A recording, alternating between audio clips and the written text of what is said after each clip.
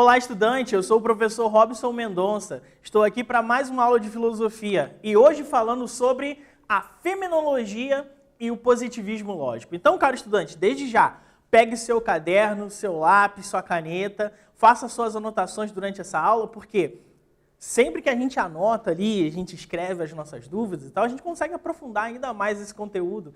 E caso você ainda tenha alguma dúvida depois dessa aula, com certeza o professor da sua escola estará lá para te responder e te ajudar a aprofundar ainda mais esses conhecimentos. Então, na aula de hoje, nós vamos fundamentar o positivismo lógico e suas implicações e também conceituar a fenomenologia e alguns de seus autores. Caro estudante, lembre-se que durante esse percurso filosófico que estamos fazendo nesse ano, você deve ter percebido que várias teorias foram abordadas, várias formas de enxergar o conhecimento agora nas últimas aulas, e tudo isso tem relação com o conhecimento ainda. Então, quando nós estudarmos tanto o positivismo quanto a fenomenologia, nós vamos ver como isso impacta a teoria do conhecimento. Lembrando que na última aula, nós estivemos aqui também falando sobre Karl Marx e o materialismo. No final dessa aula, vai direto lá no Classroom, tem algumas perguntinhas lá, responda essas perguntas porque você vai garantir assim a sua presença, beleza? Sem mais delongas, vamos para a aula de hoje. E aí, estudante, tá com seu caderno? Tá com seu lápis, sua caneta, sua borracha? Isso aí, vamos lá, vamos começar então falando desse senhor aqui simpático. Esse senhor se chama Auguste Comte. Foi ele quem fundamentou o positivismo lógico. Ele é que deu, não o nome exatamente positivismo, isso já existia, mas foi ele quem consolidou essa corrente filosófica, E algumas coisas estavam nesse momento por trás dessa forma de pensamento. A Revolução Industrial acontecendo já grandemente na Europa, várias mudanças no ambiente político, e consequentemente também na economia, e principalmente o cientificismo. E aqui cabe a gente parar um pouquinho e pensar o que é cientificismo. Obviamente tem a ver com ciência, Então o cientificismo é uma corrente de pensamento que coloca o pensamento científico acima de todas as outras questões. Ou seja, fundamenta-se a partir da ideia de que é a ciência que promove o conhecimento. Então, o cientificismo que nós vemos no Auguste Comte vai ser aplicado também à filosofia. Bom, aqui está uma das suas principais obras, o Curso de Filosofia Positiva, uma obra muito importante para quem quer, por exemplo, aprofundar os conhecimentos sobre positivismo e positivismo lógico, ok? Então, quando você olhar para esse nome, Auguste Comte, você provavelmente vai perceber que as influências do positivismo são muito grandes até hoje e também no Brasil, em alguns lugares. Então, daqui a pouco eu vou falar para vocês aonde que a gente encontra uma influência bem direta do positivismo lógico. Bom, vamos falar um pouquinho sobre o cientificismo. O cientificismo é essa corrente de pensamento que acredita, ou seja, que deposita na ciência o crédito em validar os conhecimentos como verdadeiros. Ou seja, para o cientificismo, em específico dessa época do Auguste Comte, a ideia central é que a ciência teria o poder de dar todas as respostas que nós precisamos. Ou seja, em algum momento, a ciência alcançaria um poder de resolução e de resposta das nossas questões humanas que tudo se resolveria na ciência. Você pode até não concordar, caro estudante, mas o cientificismo é uma das correntes que incentivou, por exemplo, várias evoluções durante o século XVIII, o século XIX e, consequentemente, no século XX. A grande questão por trás do cientificismo é justamente essa evidência de que é possível uma forma de conhecimento estruturado que nos dê a segurança necessária para garantir os nossos conhecimentos. Mas isso é levado tão fortemente às últimas consequências que se torna praticamente uma forma de pensar e, obviamente, se torna ali uma corrente de pensamento chamada cientificismo. Então, para a gente consolidar esse conhecimento, vamos a uma questão aqui.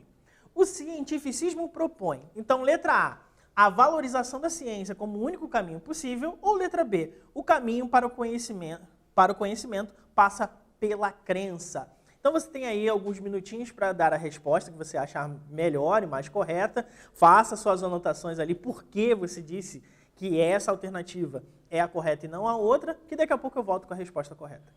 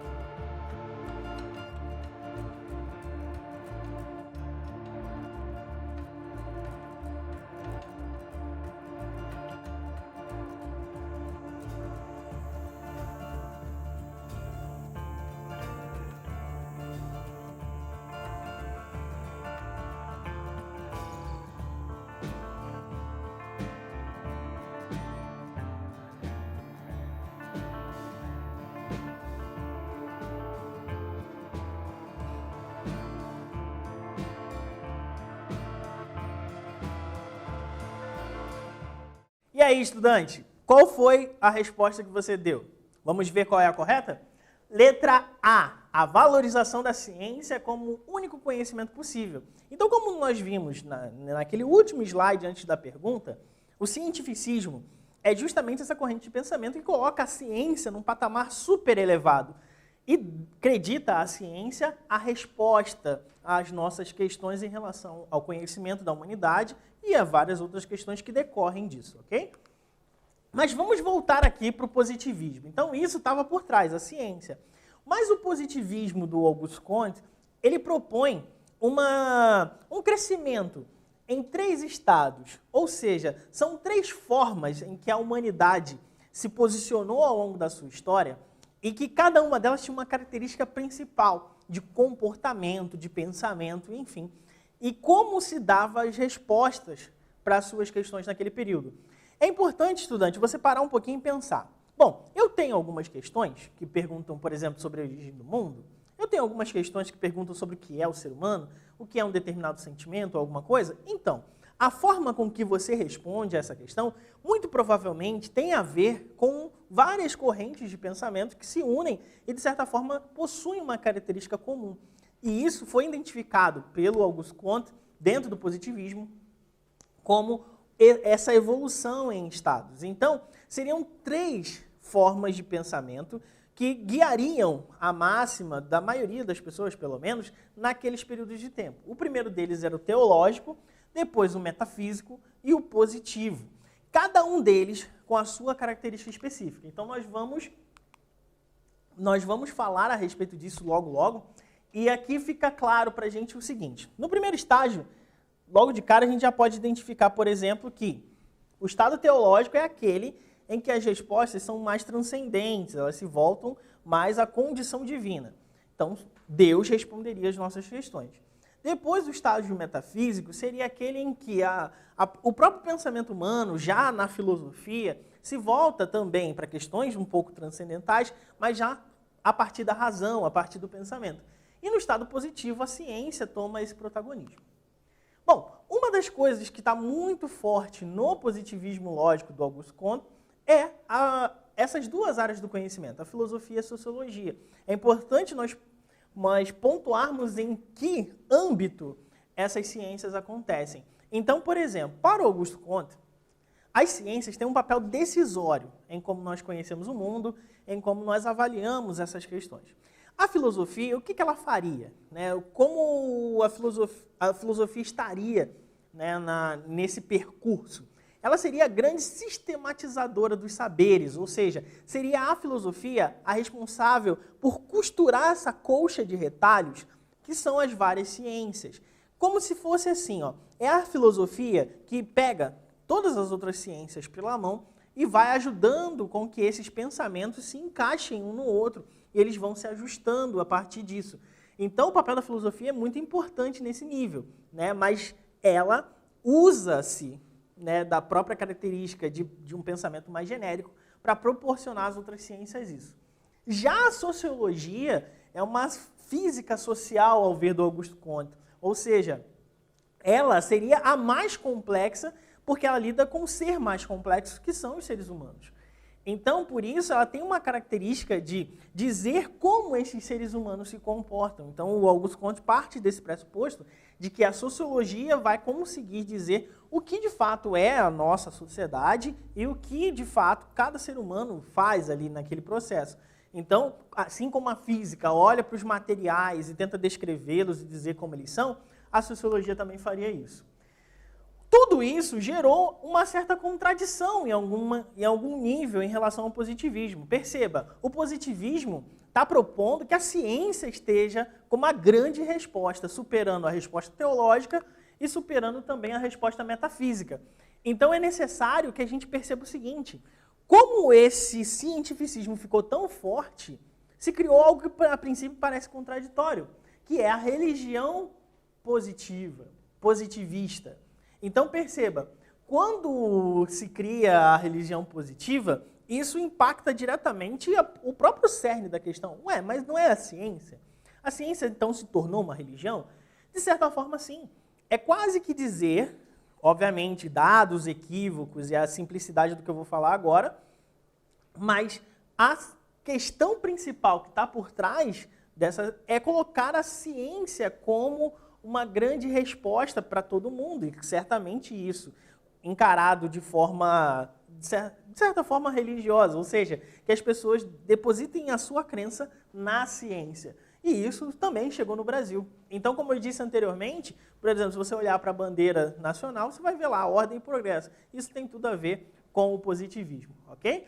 Então, lembre-se, caro estudante, apesar dos pesares, apesar da ciência ser esse grande patamar, a grande questão é que, no final das contas, o positivismo ele acaba colocando de tal forma a ciência tão profundamente que ela se torna, de certa forma, uma religiosidade. Mas seria a religião para a humanidade como um todo.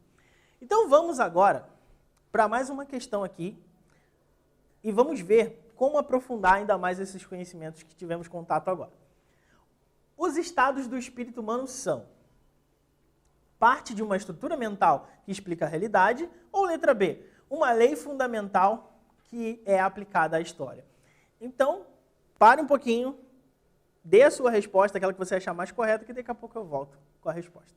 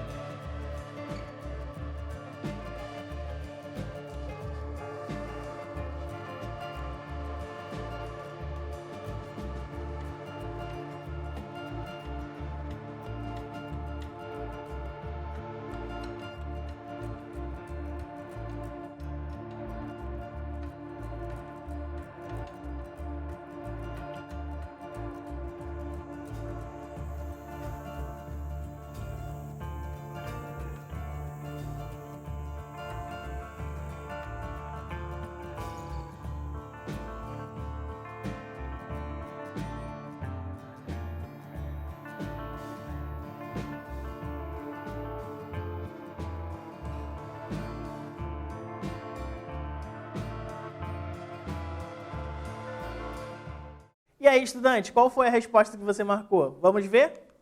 A correta é uma lei fundamental que é aplicada à história. Então, de certa forma, quando a gente observa os estados que o Augusto Comte propôs no positivismo, a gente vai perceber que isso se aplica diretamente a toda a história, e isso mostra como se desenvolveu e como se desenvolve o pensamento humano, ok? Vamos mudar um pouquinho de assunto? Vamos para a fenomenologia. Desculpa aí o embaraço na língua, mas é porque é um nome complicado, né? Fenomenologia. Mas isso tem a ver exatamente com aquilo que parece, fenômenos. Para você, o que é um fenômeno? Para pensar. O que geralmente vem na sua cabeça quando se fala fenômeno? Ah, um furacão, chuva, que são chamados os fenômenos naturais? Pode ser isso também. Mas o fenômeno é aquilo que vai ser dito dentro da fenomenologia como aquilo que aparece. Logo, logo a gente vai aprofundar esse conceito. O que está por trás disso é uma crise da subjetividade. Então, se você lembrar, subjetividade tem a ver com o eu.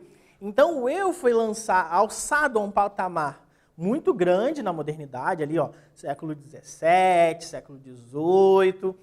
E esse patamar da subjetividade fez com que o ser humano se identificasse como um eu, muito mais do que somente pertencente a um grupo determinado. Só que isso chega no século XIX e já começa a ser questionado, e que tipo de sujeito é isso? Por isso, uma crise da subjetividade. Consequentemente, uma crise da razão. Será que a razão consegue responder às nossas questões? Será que ela tem toda a capacidade para isso? Isso vai aparecer no Immanuel Kant, né, que a gente já falou um pouquinho e que a gente vai ter ainda mais à frente. Então perceba o seguinte, é necessário uma nova reflexão sobre isso. E a fenomenologia se apresenta justamente nesse nível, como uma forma de pensar diferente daquilo que vinha sendo, né, respondido, e agora nós vamos pensar de forma diferente. Edmund Husserl é um ícone da fenomenologia, talvez, né, aquele primeiro exponencial filosófico que falou sobre fenomenologia, ou que foi reconhecido assim. Ele escreve esse livro, A Ideia da Fenomenologia, e vejam como é importante a gente estudar esse filósofo, né? A influência dele, por exemplo, é encontrada em 3 grandes filósofos contemporâneos, né? Heidegger, Merleau-Ponty e Jean-Paul Sartre. Alguns deles nós já até falamos aqui. Então, perceba, caro estudante, nós estamos lidando com algo que é muito próximo, filosoficamente falando, né? Porque quando a gente fala de filosofia, em geral a gente fala de pessoas que já são falecidas, né? Mas é justamente porque nós estamos estudando o pensamento, e o nosso pensamento vem sendo fundamentado há muito tempo, né? Não podemos dizer que temos, assim, uma influência só do hoje, né? Então, por isso que é tão importante a gente estudar essas figuras tão importantes para a história da humanidade. E o Husserl vai partir de uma crítica à filosofia tradicional, e principalmente em relação à metafísica, né? Como se lida com aquelas questões transcendentais, ou seja, que falam a respeito de um transcendente na própria filosofia. Mas parte-se principalmente do ser humano. Esse é o grande objetivo da reflexão da fenomenologia. E não desconsiderando a experiência, ou seja, o conteúdo que chega através dos seus sentidos. Então, quando você olha, quando você cheira, quando você ouve, está chegando uma informação ali. E tudo isso tem que ser levado em consideração. Esse é o bojo, esse é o alicerce dessa reflexão. Então, desde já, para a gente consolidar essa ideia, vamos parar um pouquinho e responder essa questão. A fenomenologia de Husserl, letra A, propõe a superação da razão e da experiência, ou letra B, busca superar a crise da razão, evidenciando o ser humano. Então você tem aí alguns minutos para responder essa questão. Daqui a pouco eu volto com a resposta certa.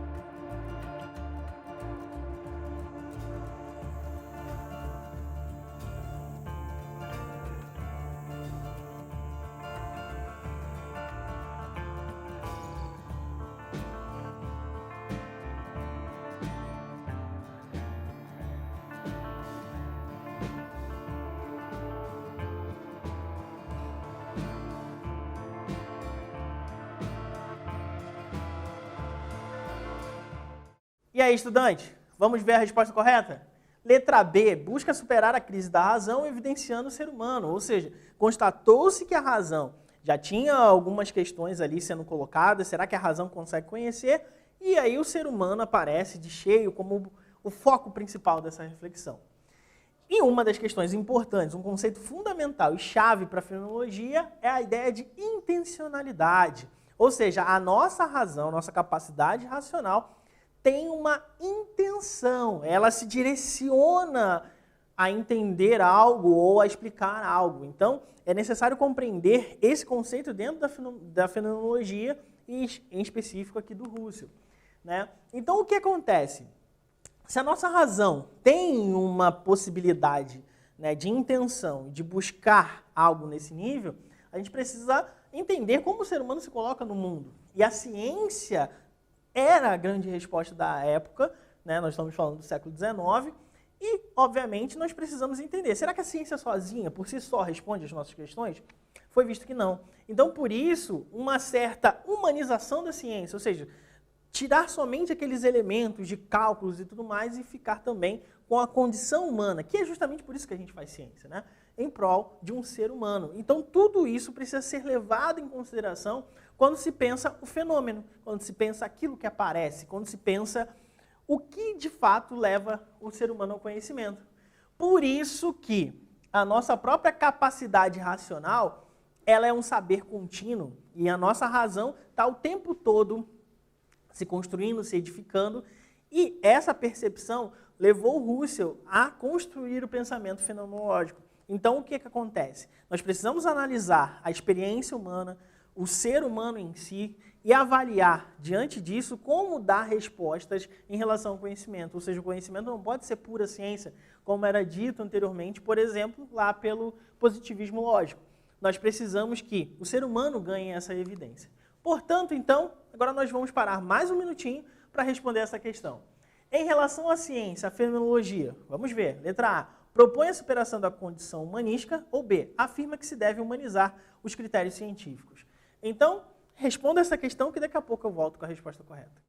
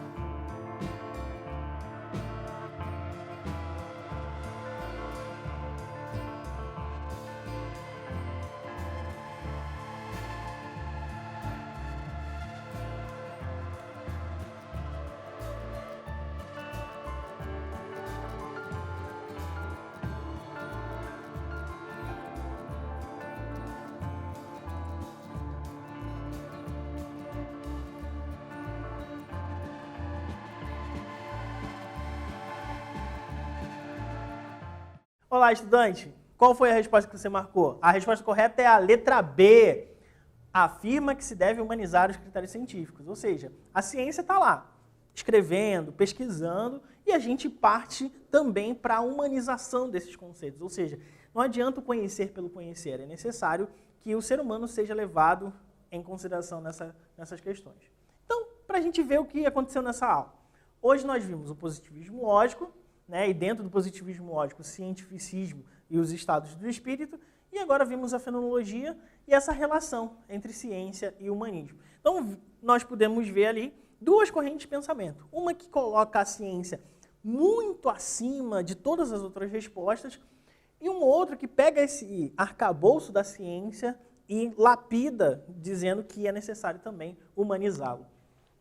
Aqui estão algumas referências. Se você ainda tiver alguma questão, mande uma pergunta para o seu professor lá no Classroom, no e-mail dele, que ele com certeza vai te responder. Fica aqui o meu agradecimento a todos que assistiram essa aula e nos vemos num próximo encontro.